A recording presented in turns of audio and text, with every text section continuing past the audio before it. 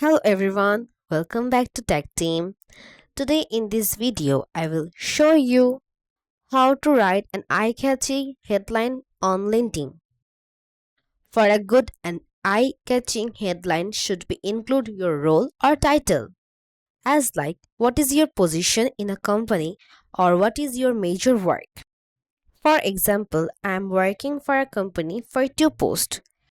First one is I am intern of digital marketing.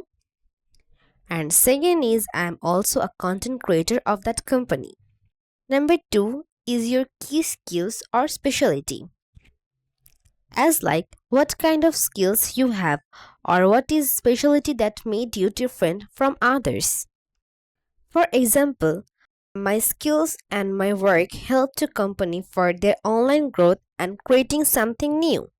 Number 3 is the value you bring or unique hook.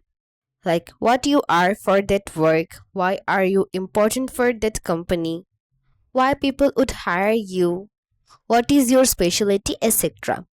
But the most important that you have to write in short, but all information must be included. So that's all. If you all like this video, please like and subscribe our channel. Thank you.